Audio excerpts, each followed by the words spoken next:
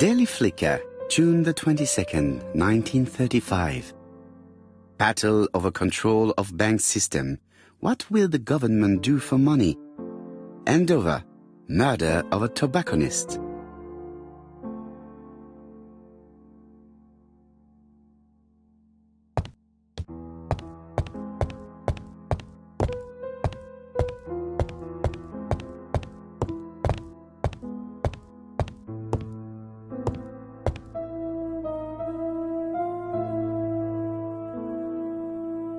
Dear Mr. Poirot, well, what do you think?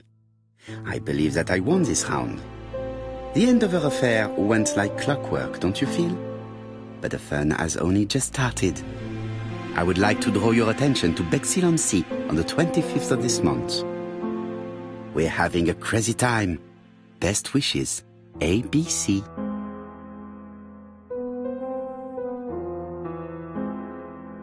The next crime will be in Bexhill. We must warn Jap to Scotland Yard. Did the letter indicate anything that might help the police? To be honest, I think we can already guess something about the next victim. But I need to think about it a little more.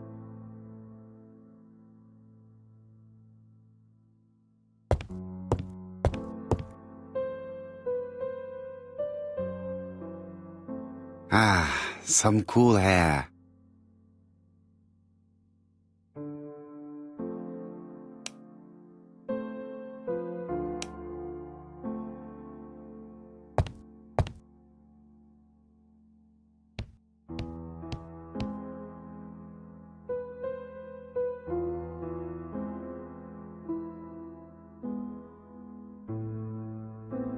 Dear Mr. Poirot, well, we're having a crazy time.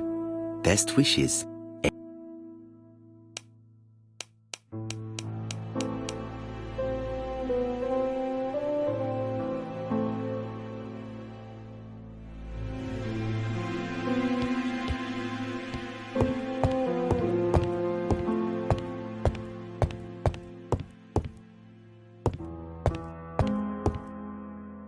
No doubt about it.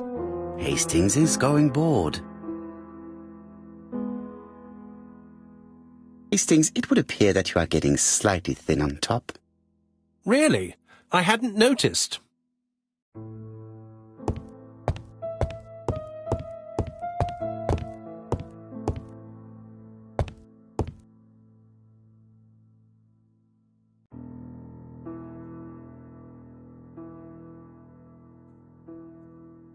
Let us examine this more closely.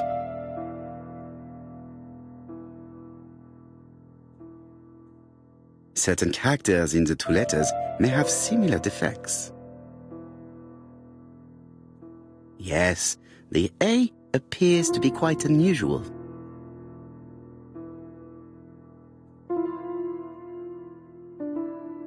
The W is not printed properly.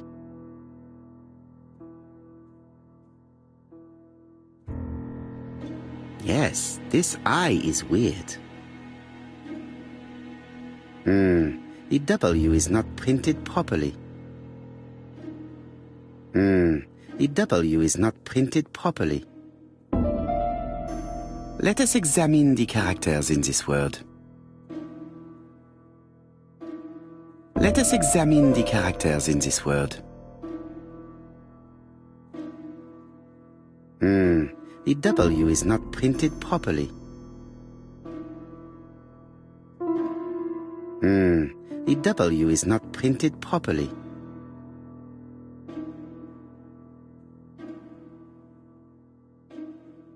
Let us examine the characters in this word. Let us examine the characters in this word. Yes, this I is weird. Yes, the I characters in the two letters do indeed have the same defects. I have to find some other similar defects to confirm my theory. Yes, the A appears to be quite unusual. That's right. The A characters in the two letters do indeed have the same defects. I have to find some other similar defects to confirm my theory.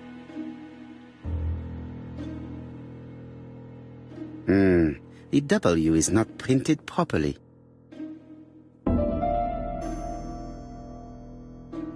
Of course, the W characters in the two letters do indeed have the same defects. My theory was right. These two letters were written with the same typewriter. Both letters were written on the same typewriter and show the same characteristics. You surprise me, Poirot. You usually ignore material proof. But there is nothing usual about this case, Hastings. Nothing must be overlooked. Let us now try and get our brain cells to work.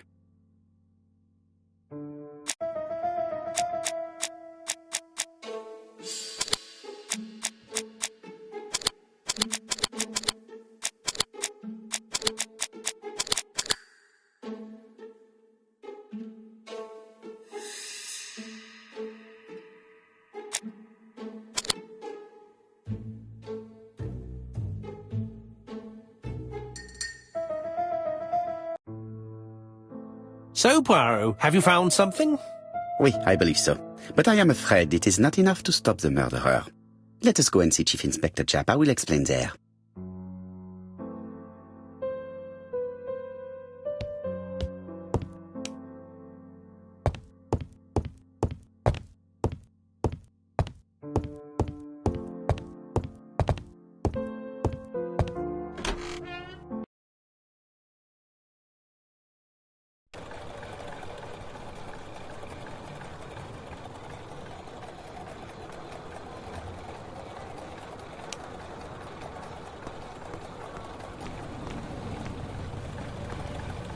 To Scotland Yard, please.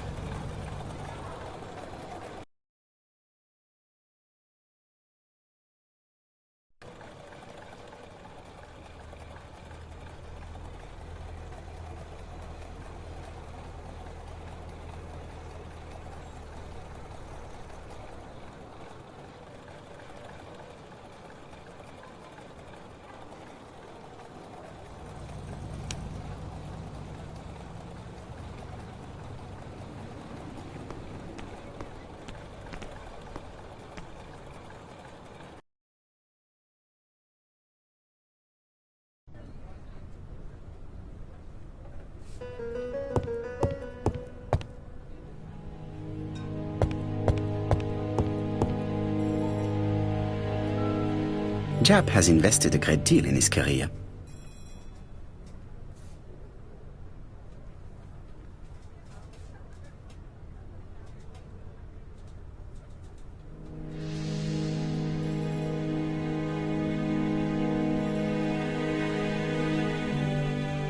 Japp is an investigator greatly respected by his peers.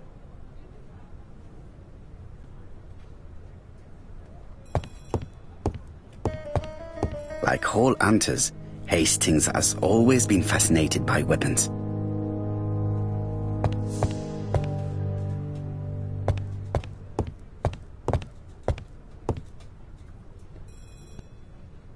Japp appears to be snowed under.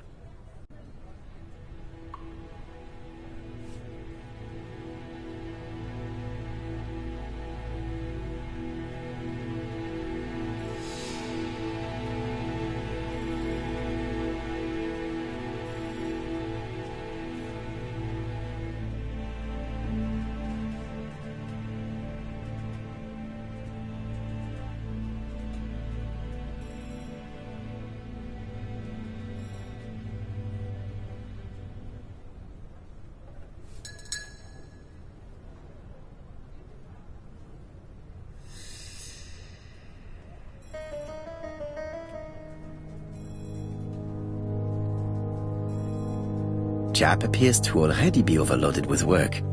My news is not going to improve matters. Bonjour, Chief Inspector. I am afraid we have some bad news. I have just received another letter signed ABC. The next crime will be on the 25th in Bexhill-on-Sea. Are you completely sure it's from the same person? I have compared the two letters. There is no doubt about it. I suppose you think he's going to carry out his threats. I fear so. Good God, Poirot. Bexhill is very busy at this time of year, and we have no idea who the next victim will be.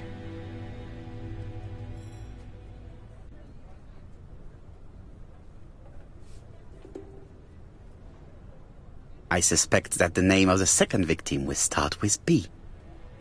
What on earth makes you think such a thing? I thought about it when I saw the name Asher clearly written over the shop door of the unfortunate woman who was murdered in Andover last month. When I received the letter mentioning Bexhill, I deduced that the victim, like the town, might have been chosen by alphabetical order. So it's an alphabet fiend. I'm going to have a list drawn up of all the people whose name starts with B. I hope there aren't too many of them. Bien. We should leave you to work, Chief Inspector. You have a few days to prepare yourself. Thank you for coming, my friends.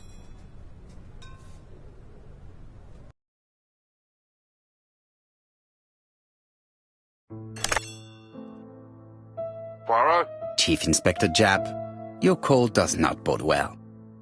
Indeed, we have just found the body of a young woman on the beach in Bexhill. An ABC was placed on the body. We'll be there as soon as possible.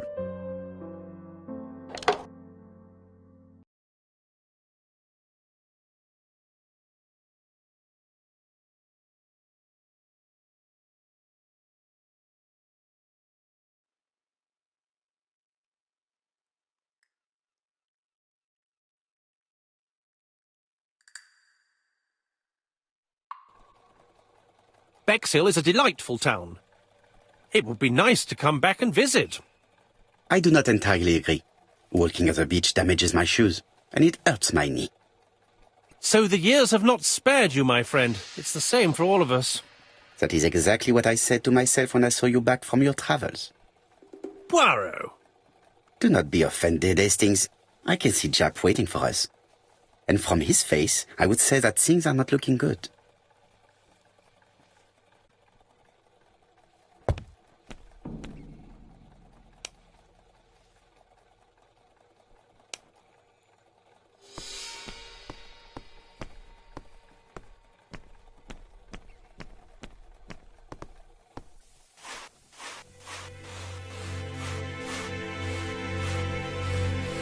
Hastings appears to be ill at ease. He appeared to be relatively indifferent to Mrs. Asher's murder, but a young woman's murder seems to be troubling him greatly. How do you do, gentlemen? Chief Inspector? I fear your admirer has struck again, Poirot. We haven't yet identified the victim, but it's a young woman, 20 to 25 years old. Death occurred last night between 11:30 and 1 o'clock, and we found an ABC guide on the body. Was she pretty? Come on, Poirot, that's rather out of place. It has no bearing on the murder. Are you certain? For women, it is often the most important thing. It often decides their destiny. The body hasn't been moved. You can see for yourself. Has the press been informed? Not yet, but I'm planning to. I haven't yet informed them about the presence of the ABC guide in Andover. Nobody has reported a young woman missing? Not for the moment. No witnesses, I imagine? Indeed. We've asked everybody who may have met a young woman fitting her description last night to come and see us, but I have little hope of gaining anything from it. It's early days, Chief Inspector, and the news may not have spread around the town yet. I hope you're right, Hastings.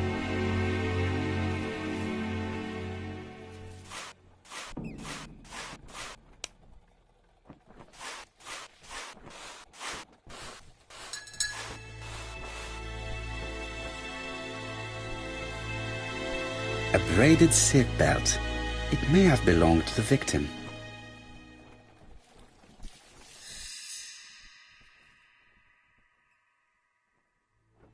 The guide is open at the page for the Bexhill train times.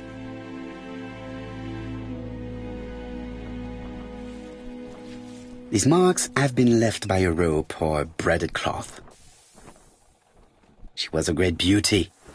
Strange that chap didn't notice it. Apart from the marks on her neck, there are no signs of the struggle. She didn't manage to hit her assailant. The young woman wasn't wearing shoes or a coat, and was not carrying a bag. That's strange. Either the murderer stole her belongings, or she put them somewhere safe. Maybe so that she could bath.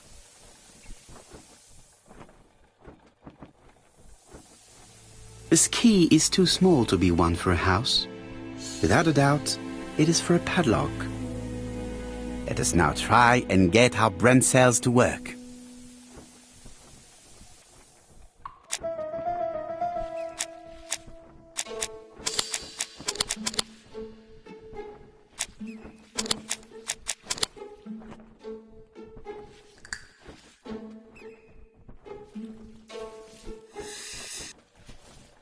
The poor child must have been strangled with his braided belt.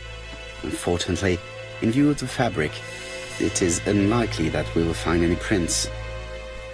Let us now try and get our brain cells to work.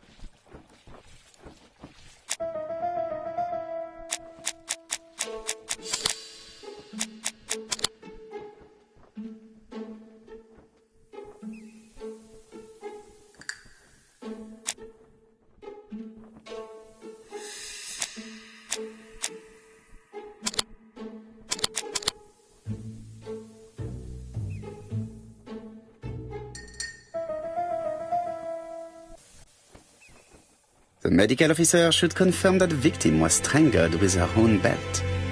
That's what I thought. She shows the usual signs of strangulation. With a little luck, we'll find prints this time. You are too optimistic, Hastings. Our killer is far too meticulous for that.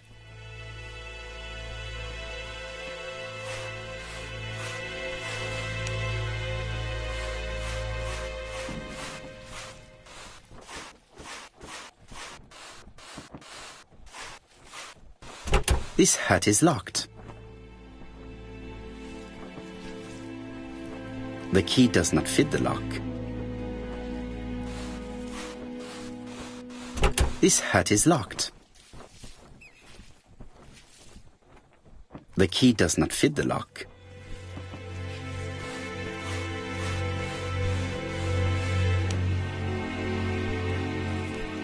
The key does not fit the lock.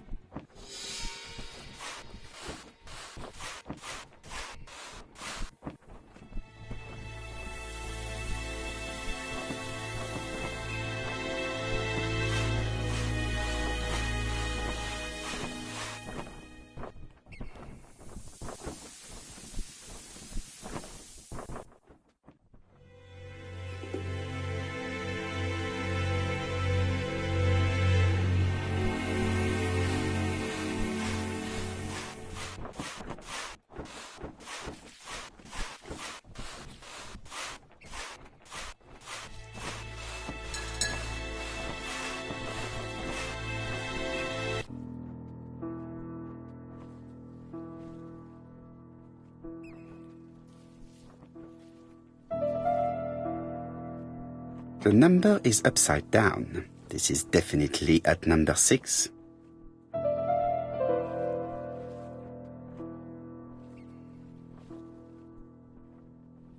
A dual locking padlock. I need to find the code and then insert a key.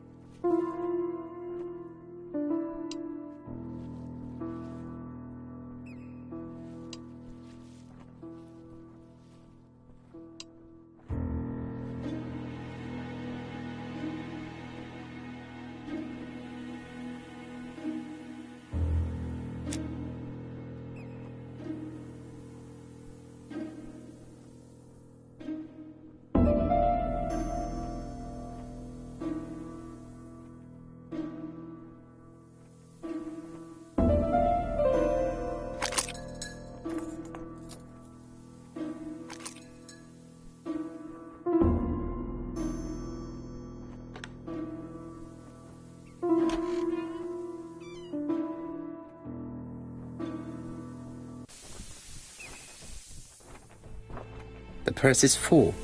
Yet again, we can dismiss theft as the motives for the murder. Here is the watch she must have removed to prevent it from getting wet. A top-brand lipstick. She liked to take care of her appearance. As well as a photo of the victim with some company. It could be useful to me.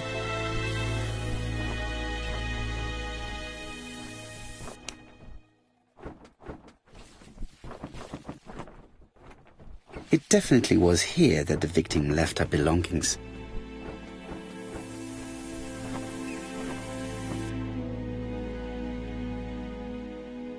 Betty's first day at work. Mom is very proud of you. Elizabeth Barnard, 7 August 1931. So, the young lady did have a name starting with B, and she worked as a ginger cat, an establishment that must be slightly further along the beach.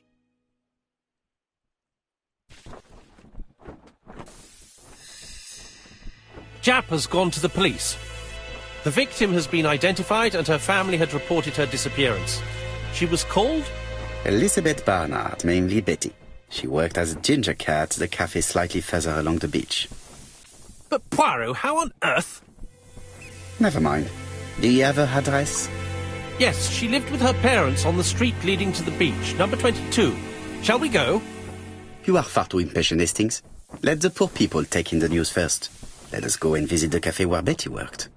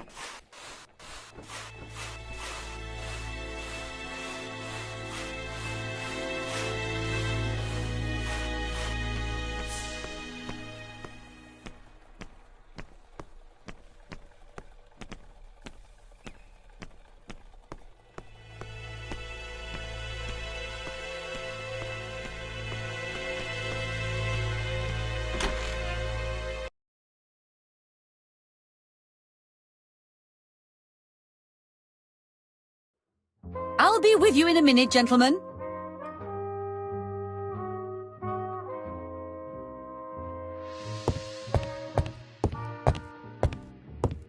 What a pity. I don't have any chance to make it work.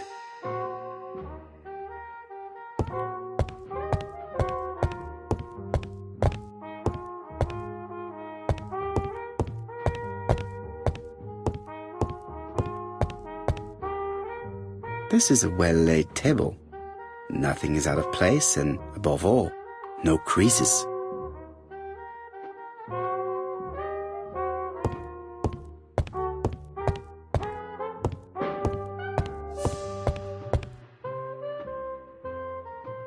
Something tells me that she's the owner of the ginger cat.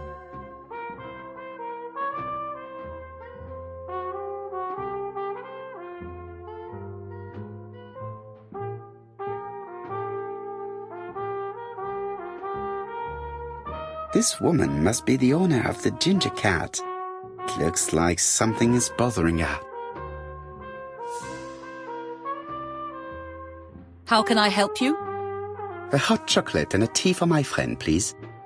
I'll bring it straight away.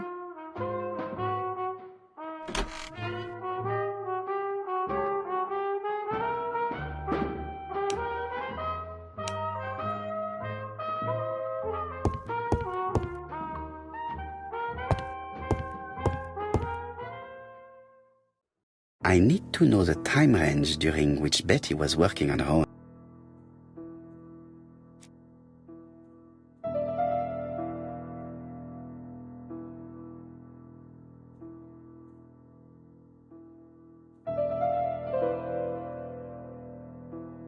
Where is Betty? Betty worked from 11 a.m. to 7:30 p.m. Would she have been alone at any time during her service?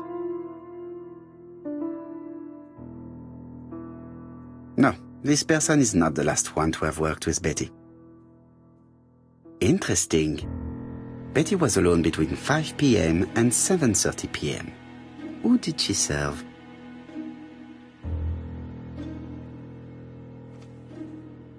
These are the different waiting staff's bills.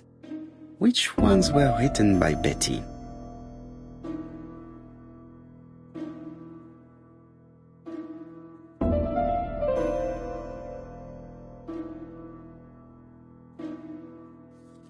This bill may have been written by Betty. There is probably another one. Most probably a family. No, something's not right.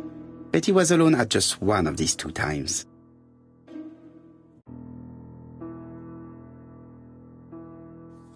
Most probably a family. This bill may have been written by Betty. There is probably another one.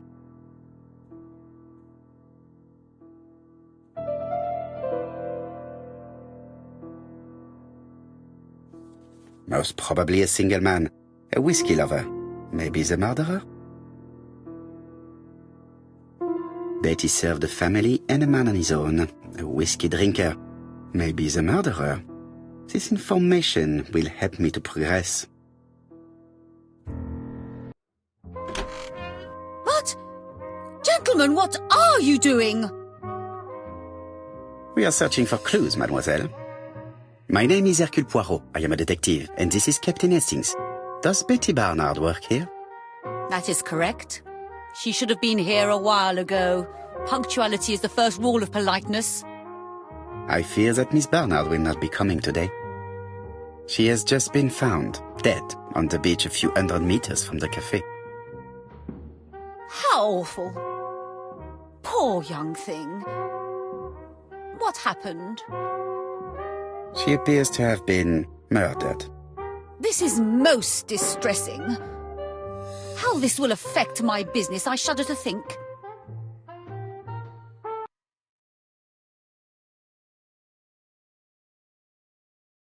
What can you tell us about Miss Barnard? Nothing, absolutely nothing. Miss Barnard was my employee. Her private life was none of my business. You did know at least that she had a young man. Indeed. This photo was found. Is this him? Yes, that's him all right. But I haven't seen him for some time.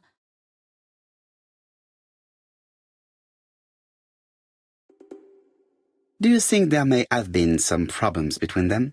I'm not on those sort of terms with my staff. Now, please excuse me, I have work to do. The customer who ordered the whiskey might provide us more information. He may have been the last one to see Betty alive. It is an interesting idea, Hastings. Maybe he is a regular guest. What do you think, mademoiselle? I don't think so. Our regular guests tend to order tea and cakes. At this time of the year, there are a lot of tourists about you never see again.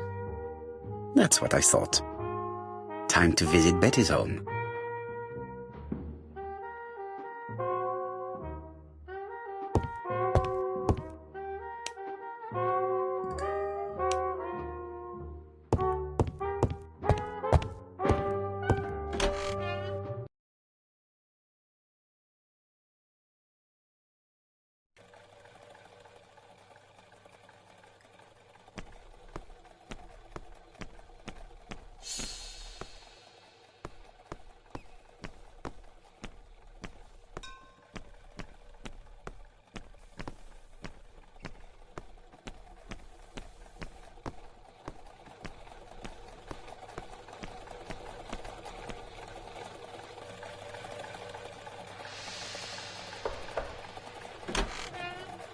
How do you do, mademoiselle? My name is Hercule Poirot. I know you. You're that detective we hear all about. I do not know if that is a compliment, but I will take it as one for now. You are Betty's sister, I believe? Yes. My name is Megan. Can we come in? Please do.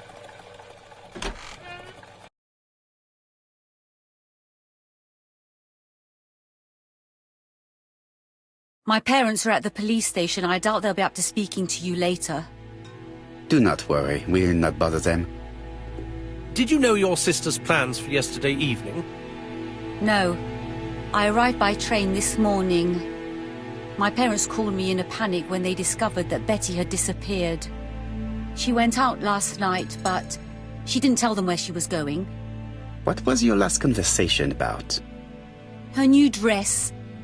She wanted a pair of black stockings to go with it. Mother brought her a pair.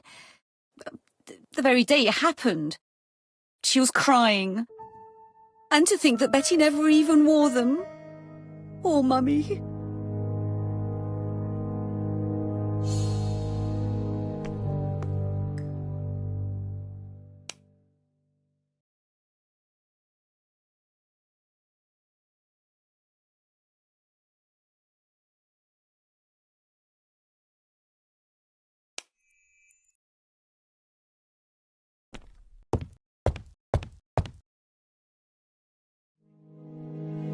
What is she feeling at the moment?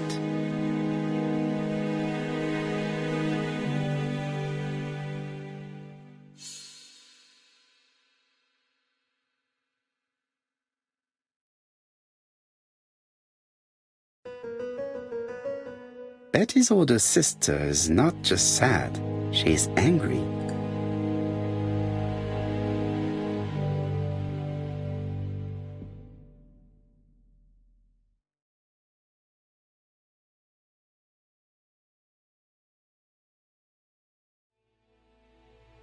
Your sister had a fiancé, I believe?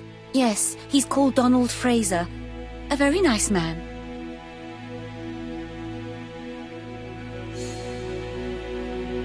Do you know where we might find him? He works at the estate agent's, Court and Brunskill.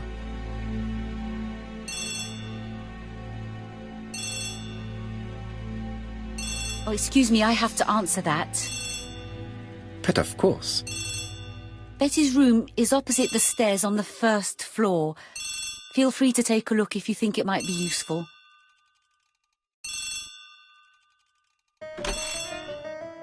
This young woman is far too clever not to have anything else for us. Do you think she's hiding something? That is what I'm trying to find out. Surely you don't think she did it? I did not say anything of the sort. But young women always ruin your judgment, Hastings. Who knows, maybe Megan was jealous of her attractive young sister. I see. She may have had her sights on the inheritance. Or maybe she was in love with Donald Fraser. We have to study all scenarios, even the most unlikely. But I doubt that Mr. and Mrs. Barnard are rich enough to justify murder. While I try and get Miss Barnard to talk, I would like you to try and find Donald Fraser. It should be easy to find the estate agents where he works. Bring him to the Ginger Cat. I would like to talk with him before the Chief Inspector finds him.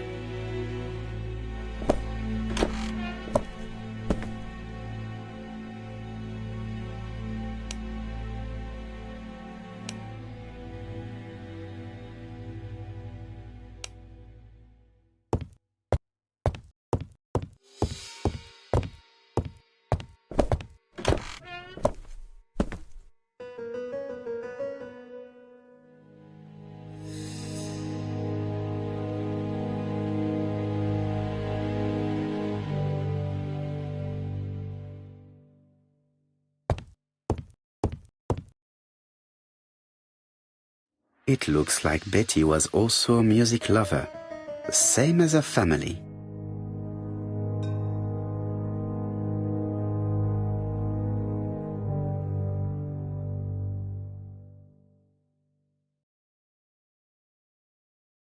Without a doubt, Betty used to sing.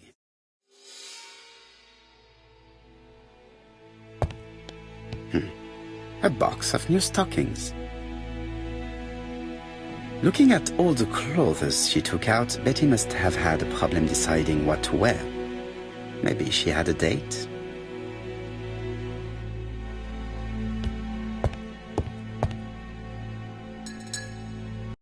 Something on this clock bothers me.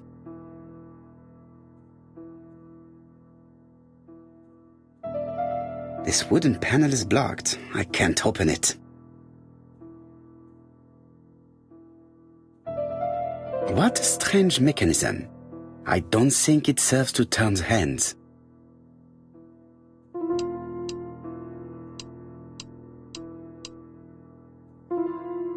The cogs are blocked by these wooden panels.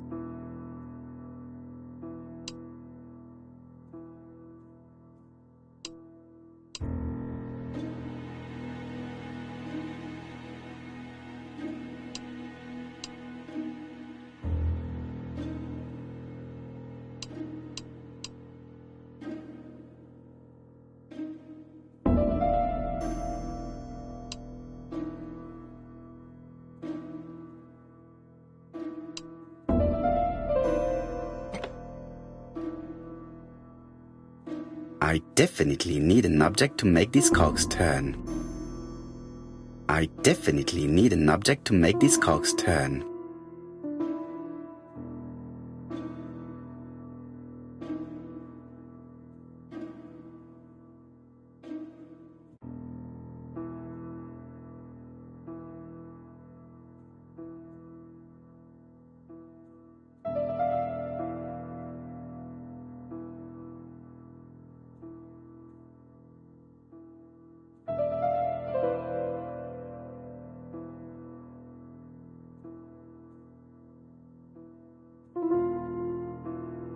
This wooden panel is blocked. I can't open it.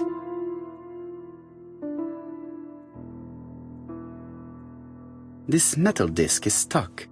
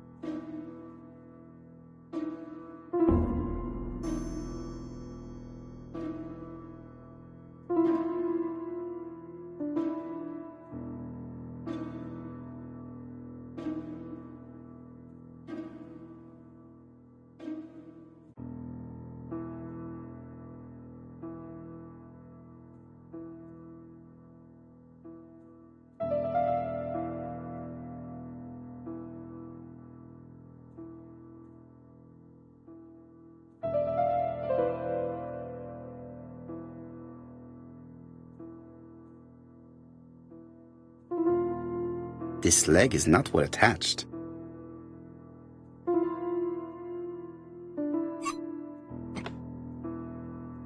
This wooden panel is blocked. I can't open it. This wooden panel is blocked. I can't open it. This decoration appears to be firmly fastened.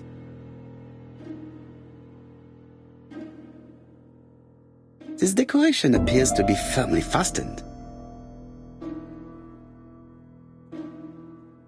This metal disc is stuck.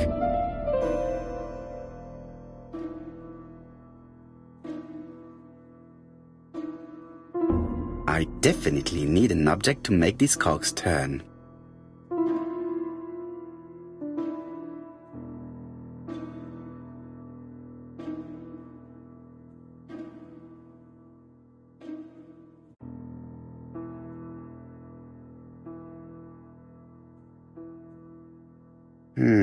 Could the screw be slightly loose?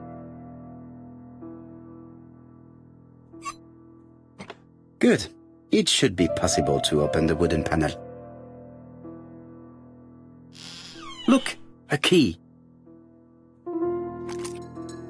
This could be useful.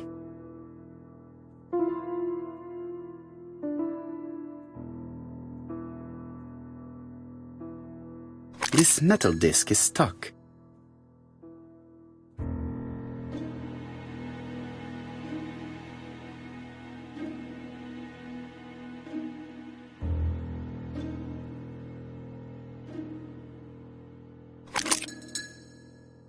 The central cog is blocked. I definitely need an object to make these cogs turn.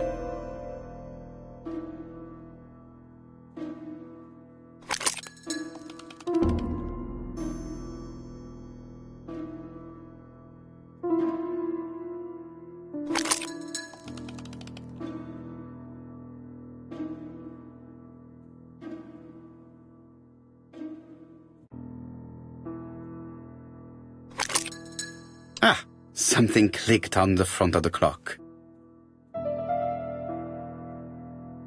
A new lock has appeared. What does it open?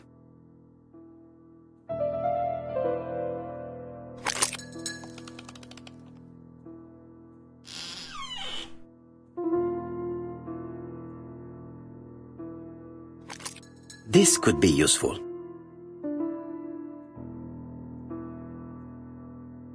Betty, I enjoyed a wonderful evening in your company, and I hope that we will see each other again very soon.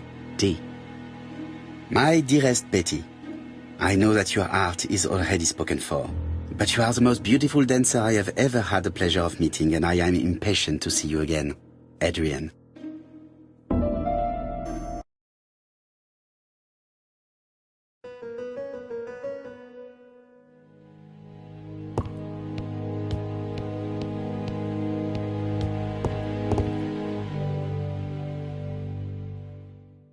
It looks like Betty has a very busy life.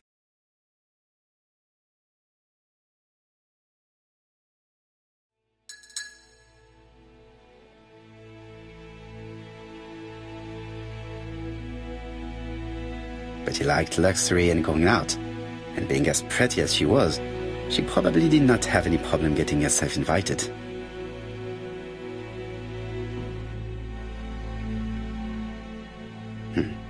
A box of new stockings. A record sleeve with an handwritten title. Betty must have recorded the demo. I'd be interested to hear it.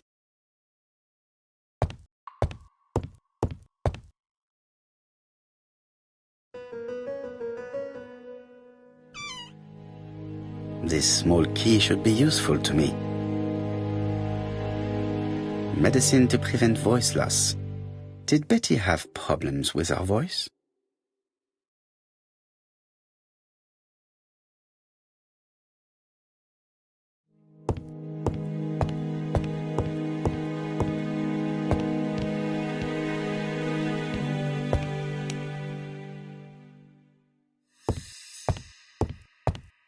A record sleeve with a handwritten title. Betty must have recorded the demo. I'd be interested to hear it.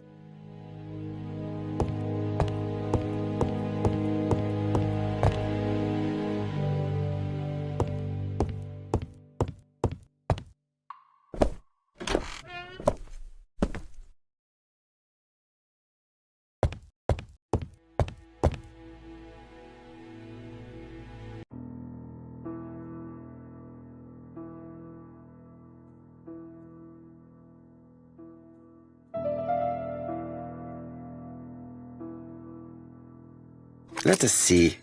What is this cupboard hiding?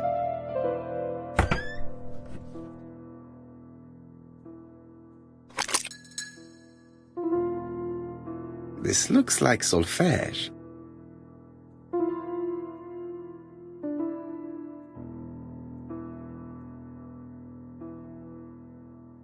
I cannot open it.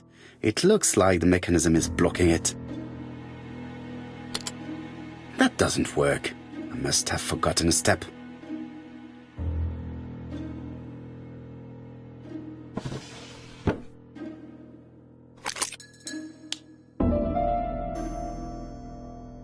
There is bound to be a clue somewhere.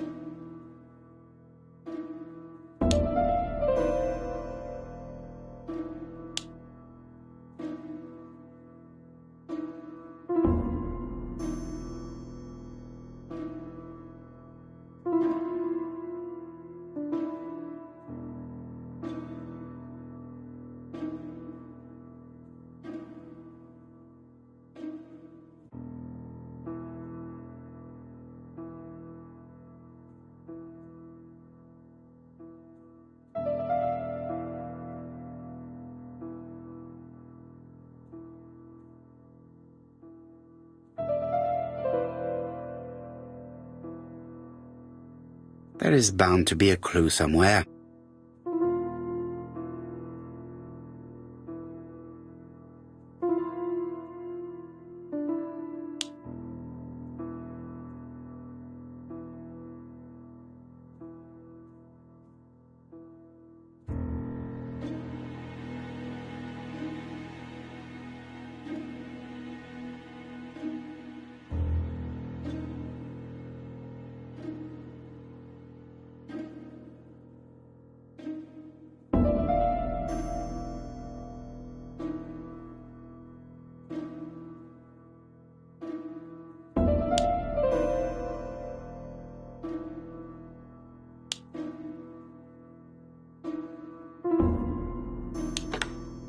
I heard the sound of a mechanism being triggered.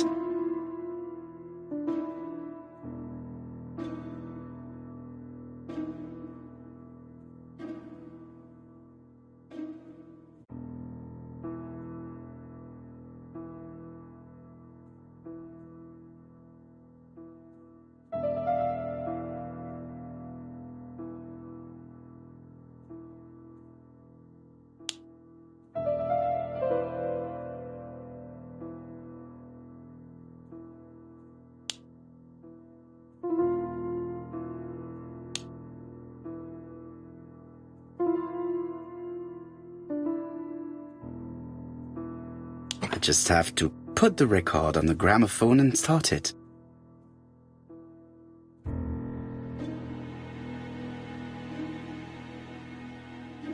It looks like something goes in here.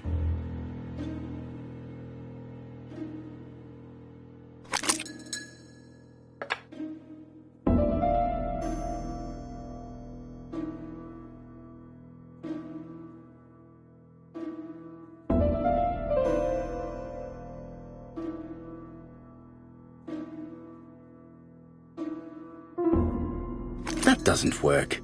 I must have forgotten a step. That doesn't work. I must have forgotten a step.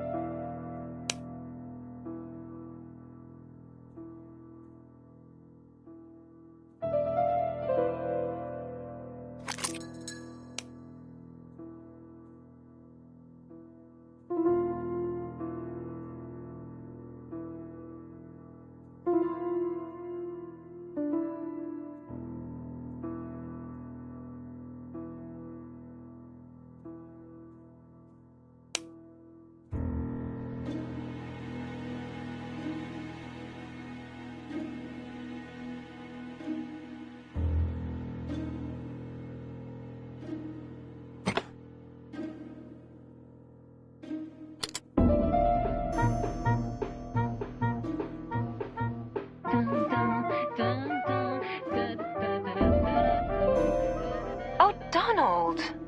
We're in the middle of recording. Sorry, Betty, but it's not wise. The doctor said you should rest your voice. You're such a killjoy sometimes.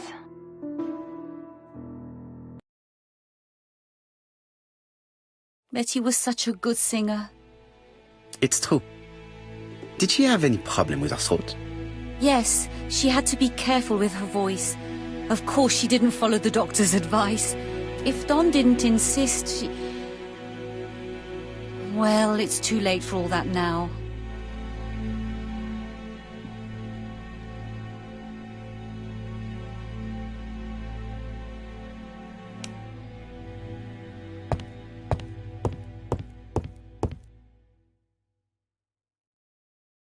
It looks like this woman is single, but she has feelings for someone.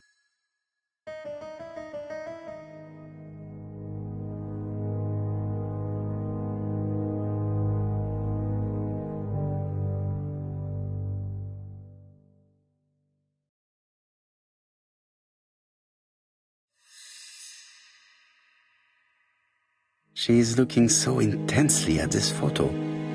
But is it really a sister that she's studying in this manner?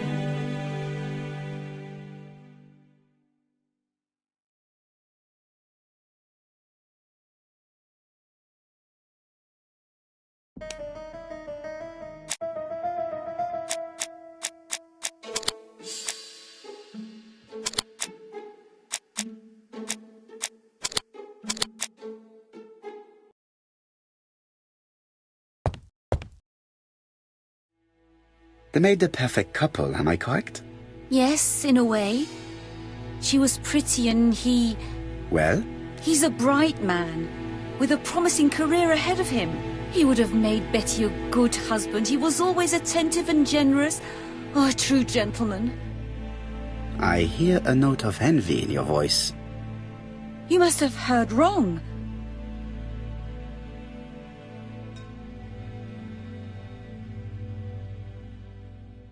You have not mentioned Donald's jealousy. There's nothing to say. I am not your enemy, Mademoiselle Bernard. And you are not my friend either, Mr. Poirot, sir. Yes, but your lies are not helping Mr. Fraser, or you for that matter.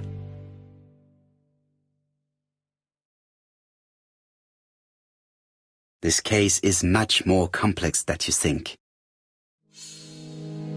It would appear that your sister's murder is the second in a series that we have to stop as quickly as possible. The first was in Andover, and the same as your sister, the murderer sent me a letter informing me that a crime would be committed in that town. Now can I count on your honesty?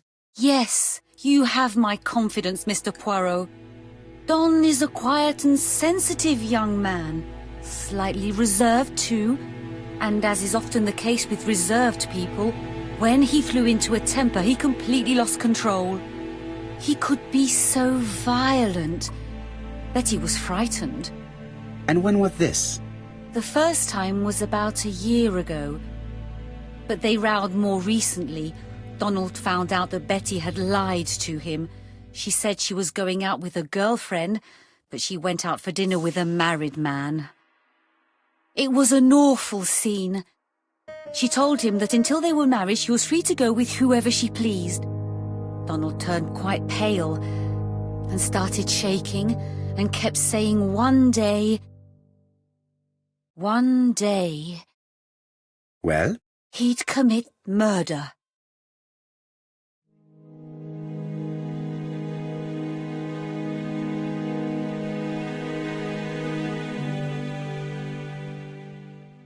Do you think that is what happened? No, Mr. Poirot, I don't believe that. You yourself said he may be a recidivist madman. Don loved Betty with all his heart. I can't imagine for one instant that he would hurt her. Very good, Mademoiselle Bernard. Thank you for your help.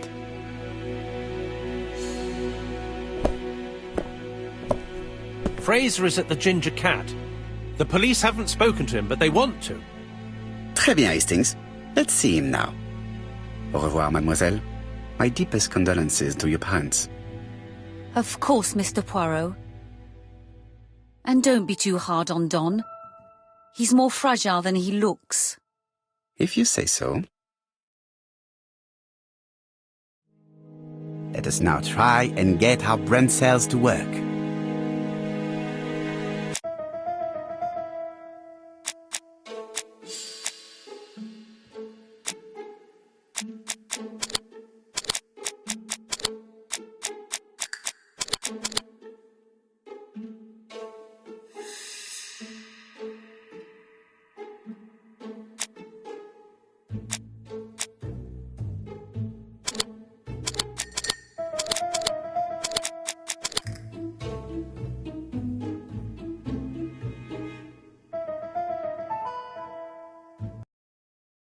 Let us now try and get our brain cells to work.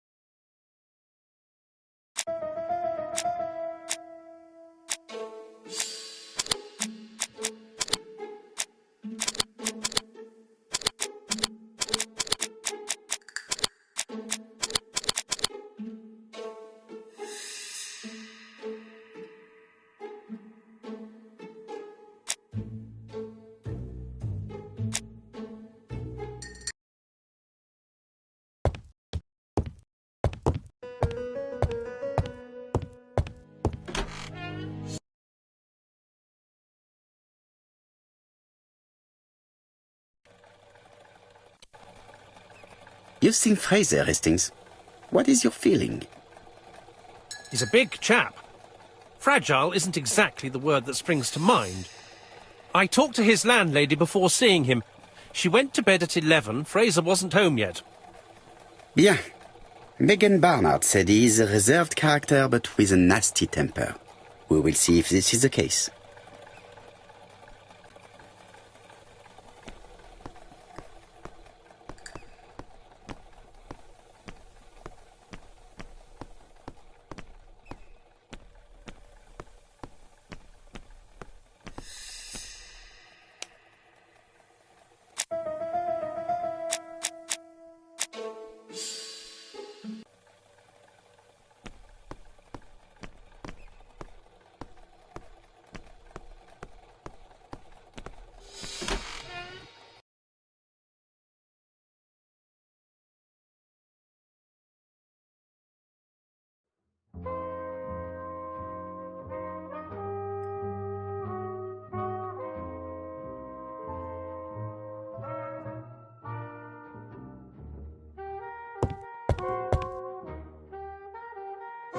How do you do, Mr. Fraser? You Hercule Poirot. Mr. Hastings said you wanted to speak to me. Yes. I know that it may not be the right time, but I would like to ask you a few questions.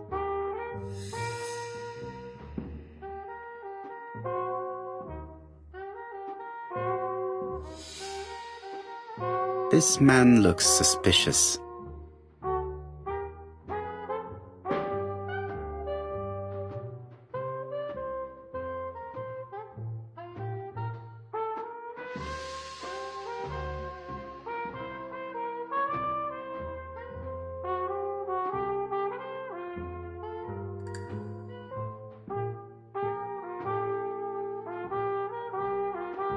Donald Fraser is in a terrible state, as if he hadn't slept all night. And he's drinking White Horse. Leave me alone.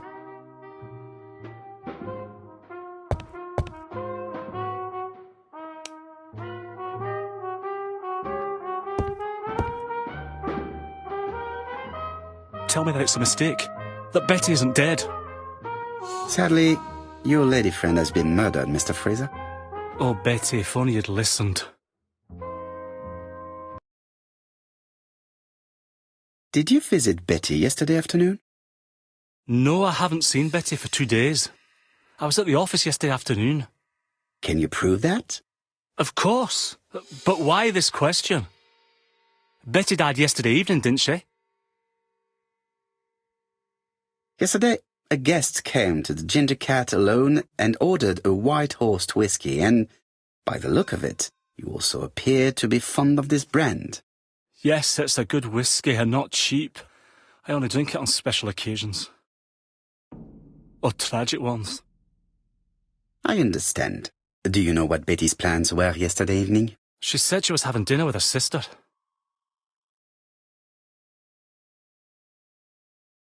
And you believed her? And why not, sir?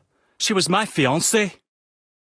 That did not stop her from lying to you before. Betty was not a bad girl, but she did like to take advantage of her success with men. How dare you sully her memory? I am not interested in memories of her, Mr. Fraser. I am looking for a killer, and I need you to be my closest ally. That is, unless you have something to hide. Of course I don't. Très bien. So, what were we saying? Where were you yesterday evening? I looked everywhere for her, but in vain. When she said she was going to have dinner with her sister on a weekday, I thought it was strange. I tried not to think about it, but I was like a lion in a cage. I was convinced she was lying. So I went round all the restaurants in the town. When I didn't find her, I went to the next town. But nothing. I must have got home about midnight or 1 o'clock. Did anybody see you? I don't think so. I didn't talk to anybody. I was so furious.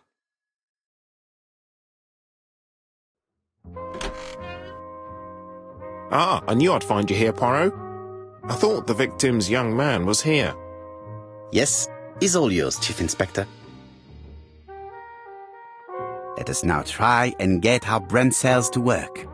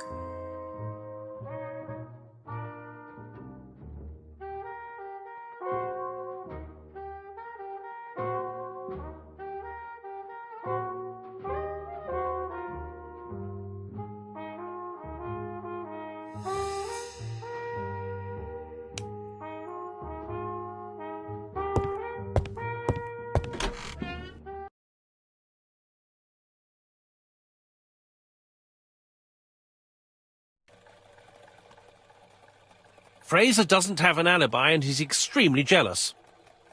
You are very skilled at summing up. And yet you haven't asked Japp to arrest him. It is too soon. But I agree, without the letters announcing the crimes, Fraser would already be behind bars. Bon, I think we have enough elements. Let's reconstruct the events at the scene of the crime. I can't imagine how the murderer wasn't seen, though. Surely she must have struggled. Let us try and imagine the scene.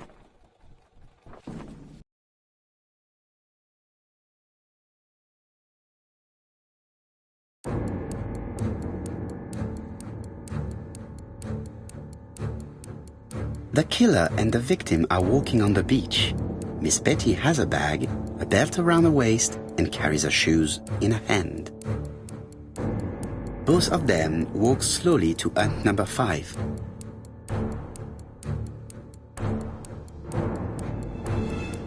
Both of them walk slowly to hut number 6. Miss Betty enters the hut. She leaves without her belongings. Then she hides a coat.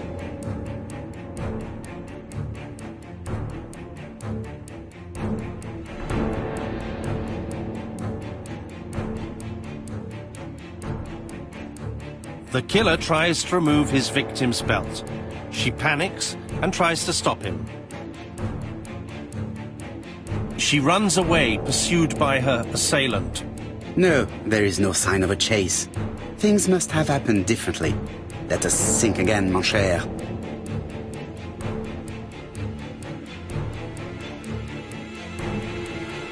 The killer and the victim are walking on the beach. Miss Betty has a bag, a belt around her waist, and carries her shoes in her hand. Both of them walk slowly to hut number 5.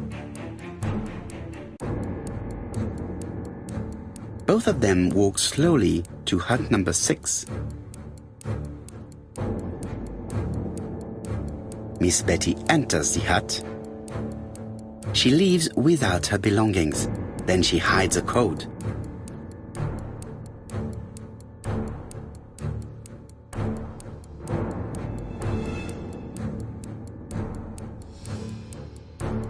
They keep walking. Then she removes her belt. The murderer moves behind her and then attacks her by surprise. The body falls, lifeless, on the sand. Everything appears to match the crime scene, mon cher Hastings. That is exactly what happened.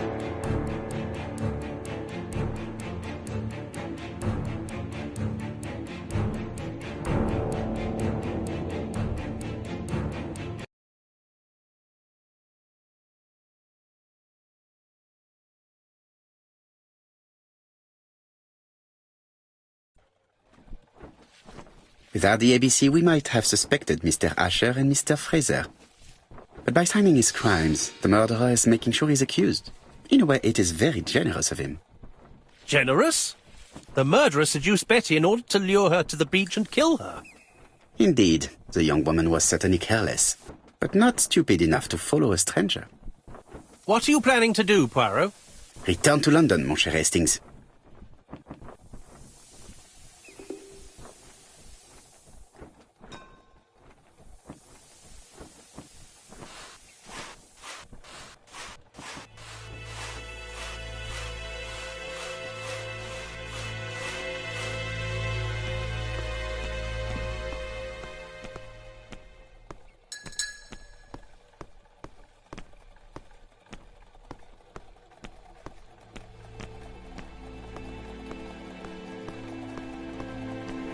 Right, back to London.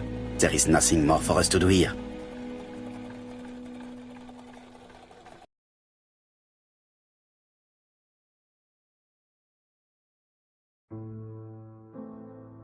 Japp has decided to reveal details to the press.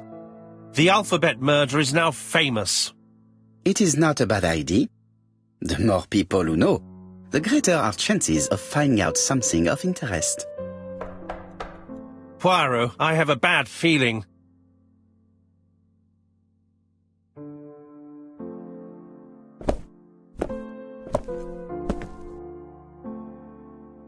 Poor Mr. Poirot, not so good at these little criminal matters as you thought yourself, are you?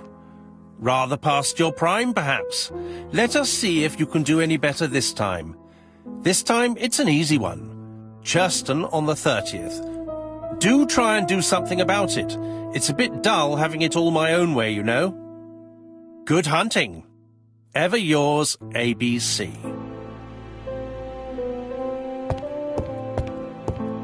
Good hunting. Did you hear that, Poirot?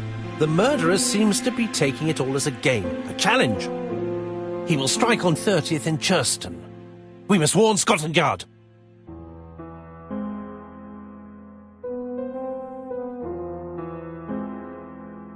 No time to lose. We must prepare our suitcases for Churston. Mon Dieu, it is already 10 o'clock. I will call Scotland Yard immediately.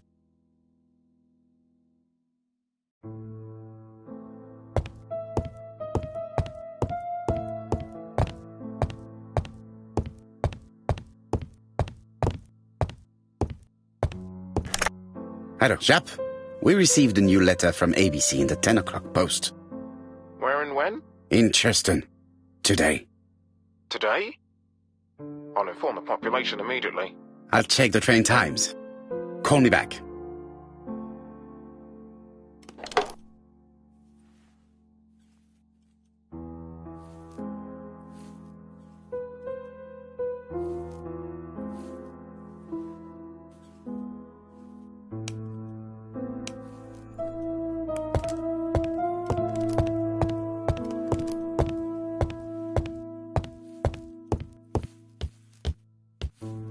Hastings, what you are doing is an absolute disaster. That is no way to pack suitcases. Heavens, we must hurry. We have to get to Churston before the murder.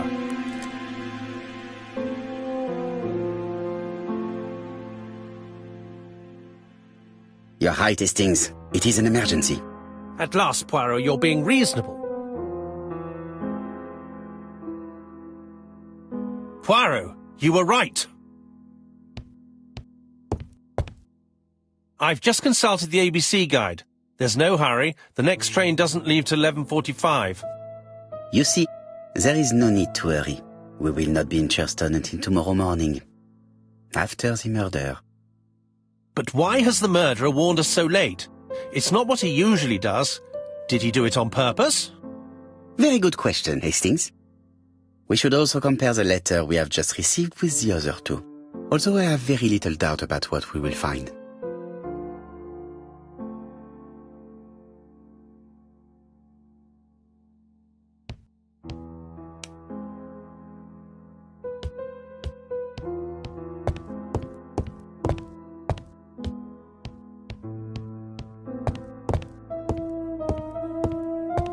It is not a good time.